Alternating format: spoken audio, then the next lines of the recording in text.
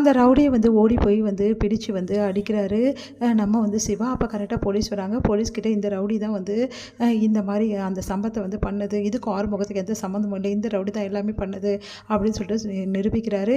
அதை கேட்டுட்டு வந்து சஞ்சய் வந்து இந்த ரவுடியும் பிரித்து கொடுத்துட்டானே, இப்போ என்ன பண்ணுறது அப்படின்னு சொல்லிட்டு யோசிக்கிறாரு. டே நீ தான் இப்படிலாம் பண்ணியா அப்படின்னு.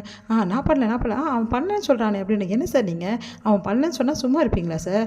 அவனை வந்து எப்படி வழி கொண்டு வந்துடாது, அவன் தான் சார் பண்ணான், நான் சொல்கிறேன் இல்லை சார் அப்படின்னோடனே சரி இவனை கூட்டிகிட்டு போங்க, போயிட்டு இவனை வந்து விசாரிங்க அப்படின்னு சொல்லிட்டு கூட்டிகிட்டு போகிறாங்க இங்கே சிவா. அதுக்கப்புறம் எல்லாருமே வந்து என்ன பண்ணுறாங்க, வக்கீலை கூட்டிகிட்டு வராங்க இங்கே வந்து எடுக்கிறதுக்காக நம்ம ஆறுமுகத்தோட நிலைமை ரொம்ப மோசமாக இருக்கிறத பார்த்து சிவா செமையாக டென்ஷன் ஆகிறாரு. என்ன சார் இது ஆறுமுகத்தை அடிக்க மாட்டேங்கன்னு பார்த்து இப்படி அடிச்சிருக்கீங்க, இதெல்லாம் நல்லா இருக்கா? உண்மையை வர வைக்கணும்னு சொல்லிட்டு ஏதோ லைட்டாக வந்து அடிச்சிருப்பாங்க, அதுக்கு ஒன்றும் பண்ண முடியாது அப்படின்ற மாதிரி சஞ்சய் கூலாக சொல்கிறார். சார் நீங்கள் பண்ணுறதெல்லாம் கொஞ்சம் கூட சரியில்லை, ஆறுமுகம் சொல்கிறது உண்மை தான், நீங்கள் வேணும்னே தான் ஆறுமுகத்தை பழிவாங்க இதெல்லாம் பண்ணிகிட்ருக்கீங்க, எனக்கு நல்லா தெரிஞ்சு போச்சு.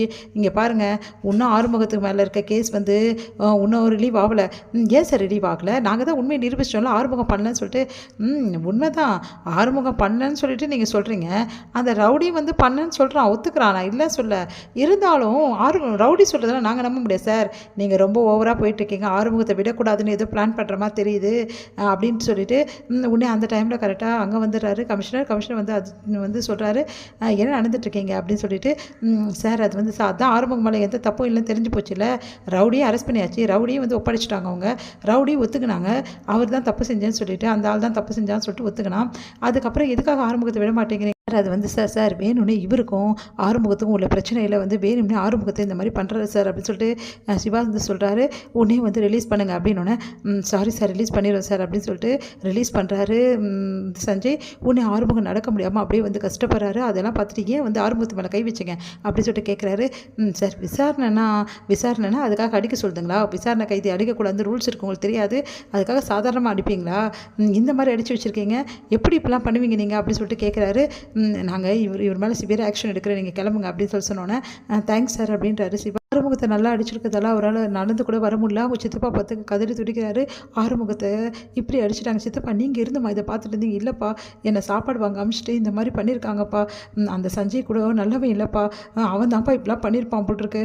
ஆமாம் சித்தப்பா நீங்கள் சொல்கிறது உண்மை தான், அந்த சஞ்சய் தான் வேணும்னே என்னை அடித்தான், வேணும்னே என் மேலே வந்து இருக்க படியை தீர்த்துக்கிட்டான் அவன் அப்படின்னு சொல்லி சொன்னோன்னே சிவா வந்து பார்த்துக்கலாம் ஆறுமுகம், எல்லாத்தையும் பார்த்துக்கலாம் வா அப்படி சொல்லிட்டு கூட்டிகிட்டு போகிறேன். இங்கே பாருங்கள் சஞ்சய் சார், நீங்கள் பண்ணது கொஞ்சம் கூட சரியில்லை, இதுக்கெல்லாம் நீங்கள் கண்டிப்பாக பதில் சொல்லணும், ஆறுமுகத்தை அடித்ததுக்கு நீங்கள் பதில் சொல்லியே ஆகணும் அப்படின்னு சொல்லிட்டு சிவா போகிறாரு.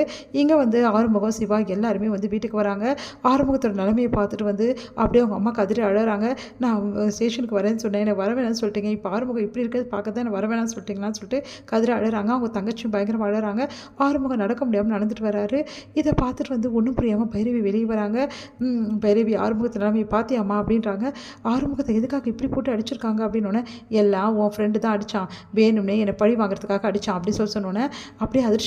சஞ்சய் அப்படிலாம் பண்ணக்கூடிய ஆள் இல்லை பைரவி, சஞ்சய் தான் இப்படிலாம் பண்ணுது, நாங்கள் உண்மையை நிரூபிச்சுட்டு கூட வந்து ஆறுமுகத்தை விட சொன்னேன், அப்போ கூட சஞ்சய் விட மாட்டேன்னு சொல்லிட்டான், சஞ்சய்க்கு ஆறுமுகத்து மேலே ஏதோ பிரச்சனை இருக்குது அப்படின்னோடனே அப்படியே அதிர்ஷ்டம். பைரவி நீங்கள் என்ன சொல்கிறீங்க சிவா அப்படின்னோடனே, ஆமாம் பைரவி நான் சொல்கிறதெல்லாம் உண்மை தான், நான் பார்த்த வரைக்கும் குற்றவாளியும் நாங்கள் வந்து கண்டுபிடிச்சி நான் ஒப்படைச்சிட்டேன், அப்போ கூட அந்த சஞ்சய் வந்து ஆறுமுகத்தை விடுறதுக்கு ஐடியாவே இல்லை, அதுக்கப்புறம் வந்து கமிஷன் வந்து பேசணுன்னு தான் ஆறுமுகத்தை ரிலீஸ் பண்ணாங்க, இதுதான் நடந்த உண்மை, சஞ்சய் அப்படி பட்டவனே கிடையாது, என்கிட்ட கூட சொன்னான், எனக்காக தான் அவன் இதெல்லாம் 2 நாள் வந்து வச்சுருந்தான், அதெல்லாம் இல்லை பைரவி, அவனை நீ நம்பாத அப்படி சொல்லிட்டு போகிறாரு. அதை கேட்டுட்டு நான் சொன்னேன் இல்லை சஞ்சய் பற்றி, இப்போ அது புரிஞ்சுக்கோ அப்படி சொல்லிட்டு ஆறுமுகம் போகிறாரு. யோசிக்கிறாங்க பைரவி, ஏன் அந்த சஞ்சய் இப்படிலாம் பண்ணுறான், ஆறுமுகத்துக்கும் சஞ்சய்க்கும் என்ன பிரச்சனை, ஒன்றும் இல்லையே, ஒன்றும் புரியலையே எனக்கு அப்படி சொல்லிட்டு பைரவி யோசிக்கிறாங்க. இங்கே ஆறுமுகம் அவரோட வேலையை செய்ய முடியாமல் கஷ்டப்படுறாரு. அதை பார்த்துட்டு வந்து உதவி பண்ணுறாங்க பைரவி. பரவாயில்ல நானே பார்த்துக்கிறேன் அப்படின்னு சொல்கிறாரு. உன்னை வந்து ஏன் இப்படிலாம் பண்ணுற வந்து ஆறுமுகம், நீ தான் என்னை நம்ப மாட்டியே பைரவி, அப்போ கூட என்னை சுத்தமாக நீ நம்பலை, இப்போ மட்டும் எதுக்காக நீ உதவி செய்யணும், அந்த சஞ்சயை போய் நம்பு, அவன் சொல்கிறதானே நீ நம்புவ, நாங்கள் சொல்கிறதெல்லாம் நீங்கள் எங்கே நம்ப மாட்டீங்க, படிக்காதுன்னு சொன்னால் யாரும் நம்புறதுக்கு தயாராக இல்லைல்ல அப்படின்னு சொல்லிட்டு போகிறாரு. அதை பார்த்துட்டு வந்து யோசிக்கிறாங்க என்ன பண்ணுறது.